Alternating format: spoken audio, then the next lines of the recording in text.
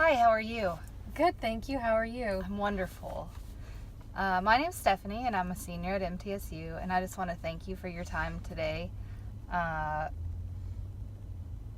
the purpose of my interview is to become more aware with how non-traditional home dialysis programs operate. Do you mind if I video this? Okay, sure. This is going to take approximately 25 to 30 minutes. Please let me know if you have any questions. If I ask something that you're not comfortable with, just let me know and we'll move on to the next one. Okay, sounds good. Can you describe what a typical treatment day is like for a traditional dialysis patient? Well, a traditional dialysis patient comes to a center filled with other dialysis patients. Typically, they'll spend some time finding transportation. Generally, they don't drive, and they have either some form of public transportation that takes them, or they have a family member that takes them to the clinic. And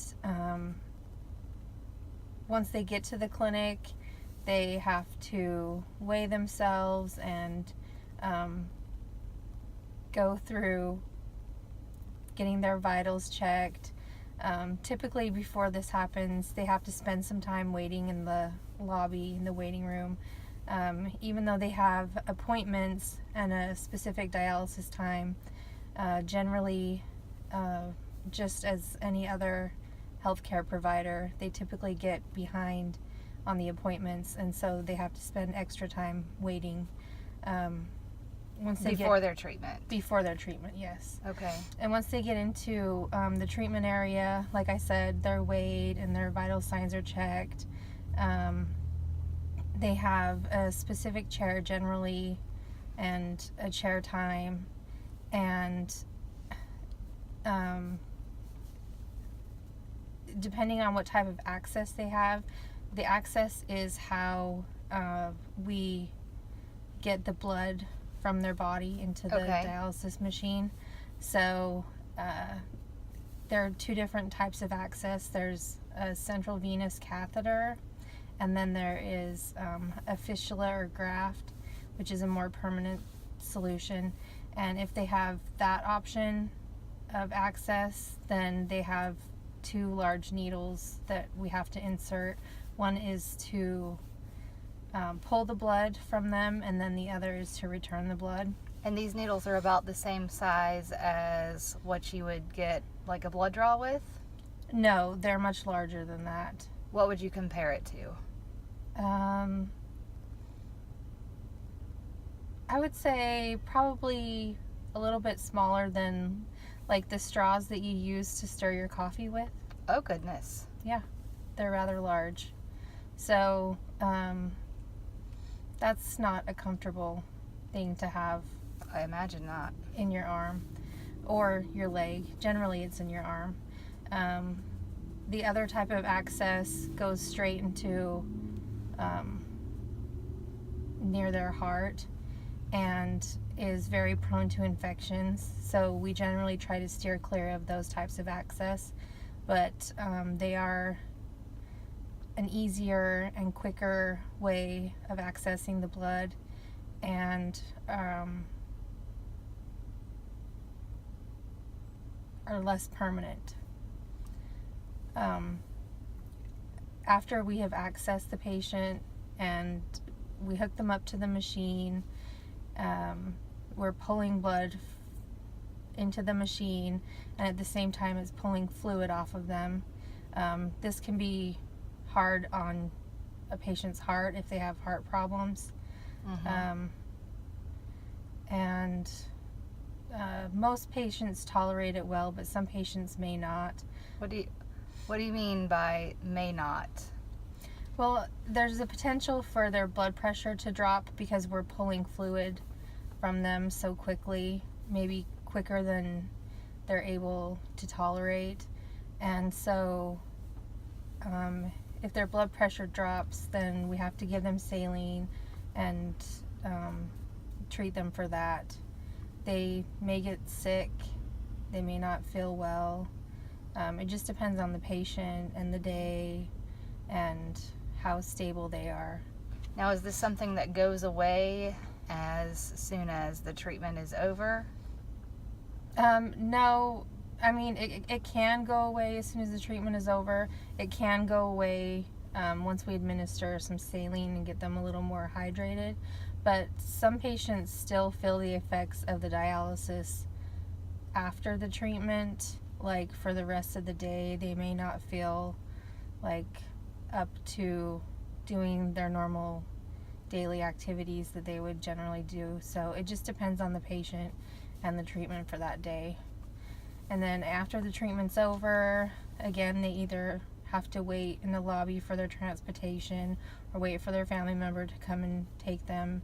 And so it takes up a good portion of their day. And how long is the dialysis treatment? Generally, the dialysis treatments are between 3 to 4 hours. 4 is generally more common in the in-center. But there are patients that do have to run up to 5 hours. Wow, so to combine that with the time spent with transportation, waiting in the lobby, then to add the treatment on top of it, then some more waiting and more transportation, they spend a good portion of their day there. Yeah, and their treatments, generally they run three days a week. Some patients may need to run 4 days a week if they put on a lot of fluid between treatments.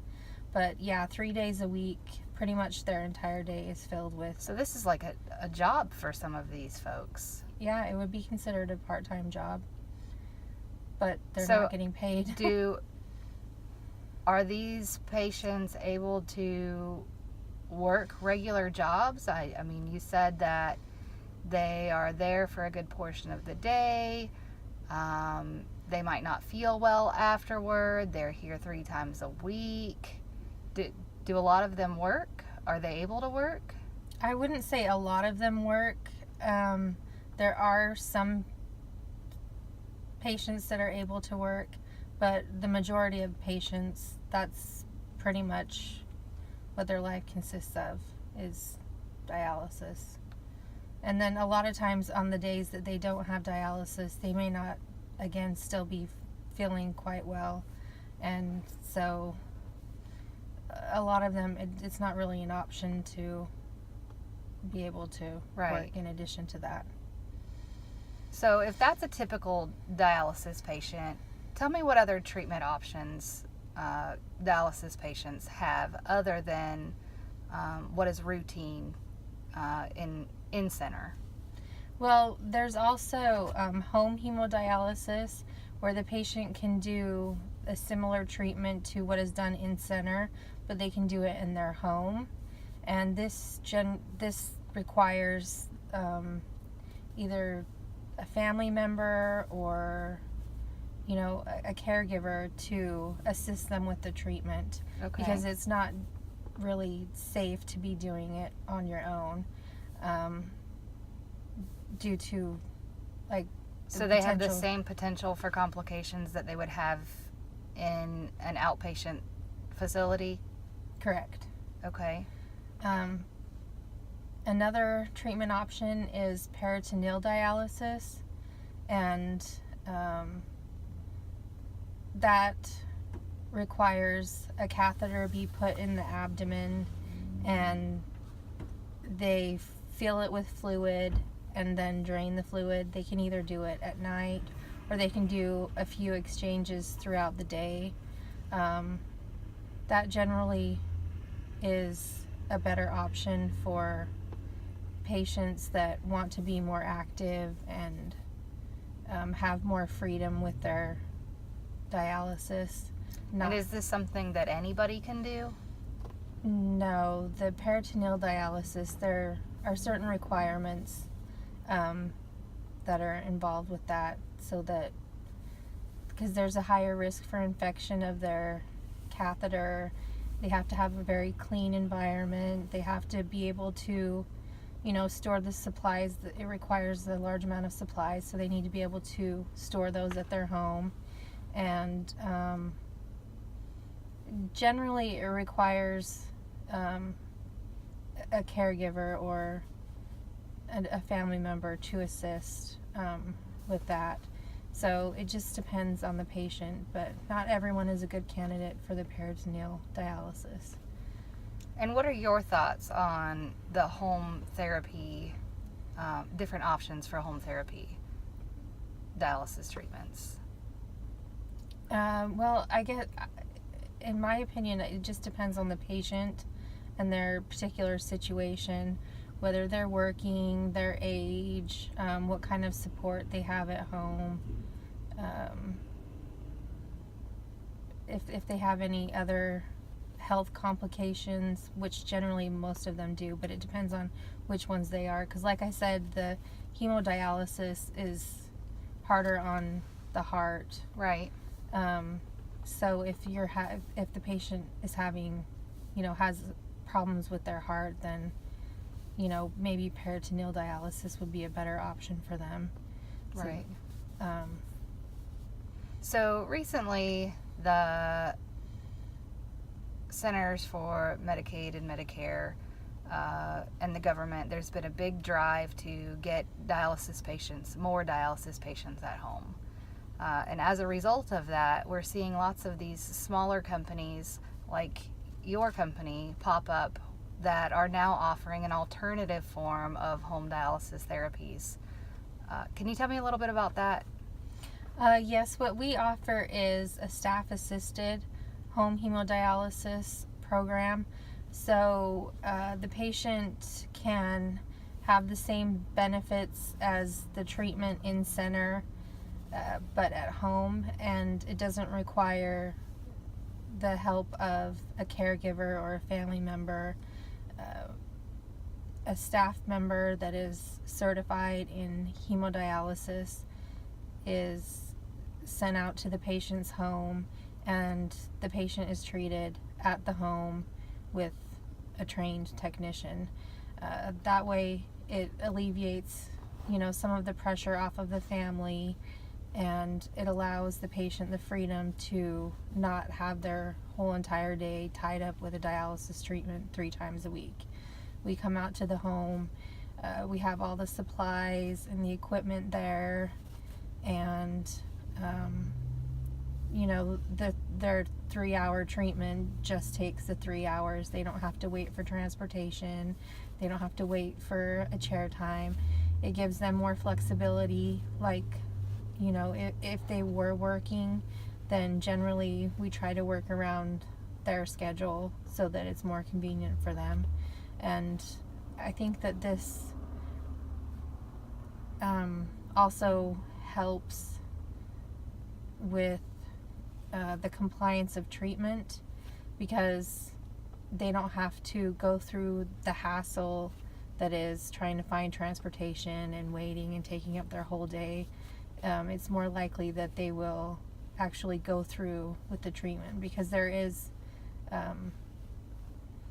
a number of patients that don't come to their treatments regularly because of the inconvenience. And it almost seems like this would now allow them to plan dialysis around their life rather than plan their life around dialysis. Exactly.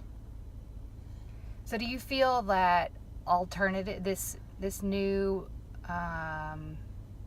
alternative way of performing dialysis and giving these options for staff assisted is going to improve the quality of life for existing patients that are out there? I believe it would. We have a number of patients that just aren't physically able to get to a dialysis clinic. We have some that are bedbound or have, a trach, and so this allows for them to get the treatment that they might not otherwise be able to get.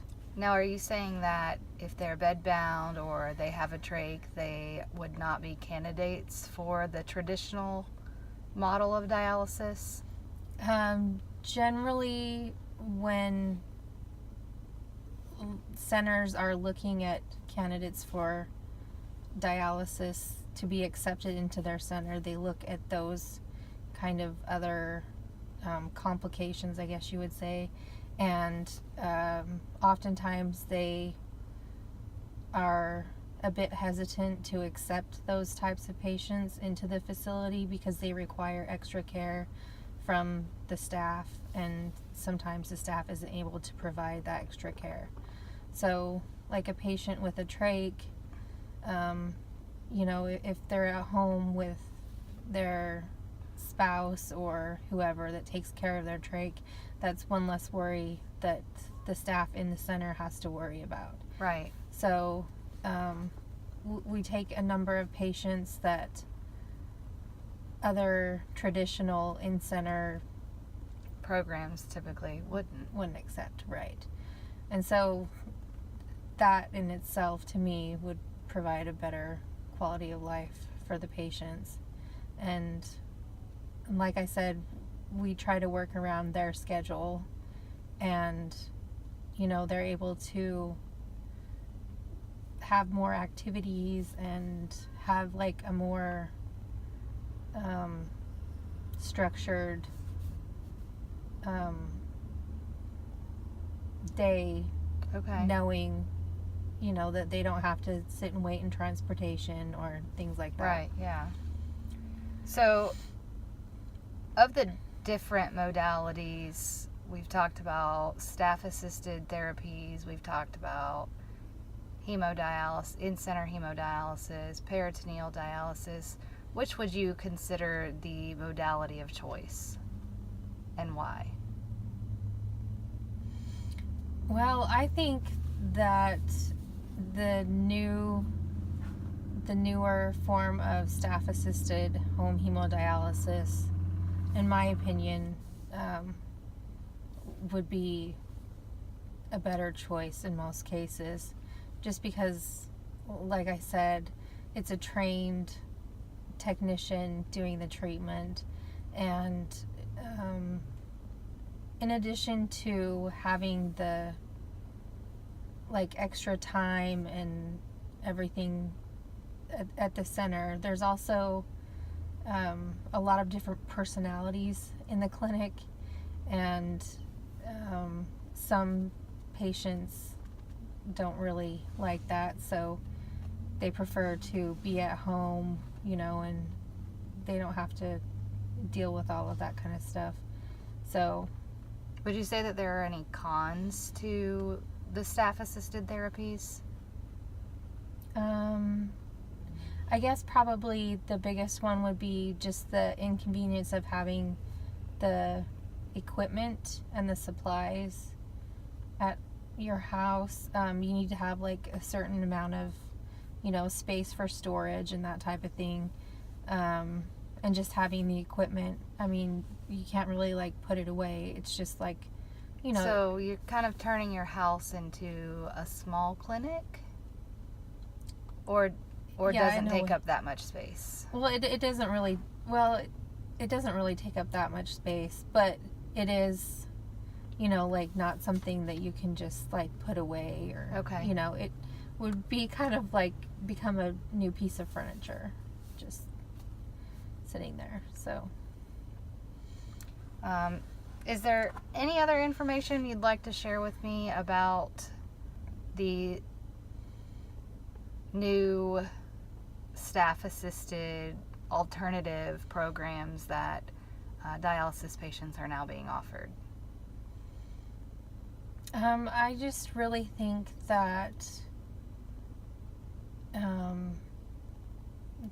CMS could take another look at the validity of the program and what we're trying to do. There are certain regulations that are in place that differentiate between a caregiver and an actual technician, and an actual technician, of course, comes with a lot more rules and regulations. Right. But to me, it just makes more sense that you would rather have a trained technician that is actually certified in hemodialysis do the treatment rather than your brother-in-law that was just trained to do it and isn't, 6 weeks ago. Yeah, 6 weeks ago, 6-week training, and they're able to do the treatment just, fine under the regulations. But there have been some issues with having an actual trained technician do the treatments, which I think is absurd, but that's just my opinion. Well, I just want to thank you again so much for your time today. Thank you for yours. If you have anything, do you have anything that you'd like to ask me? I don't think that I do. I think we've covered everything. All right, well, thanks again, and I hope you have a great night. Okay, you too.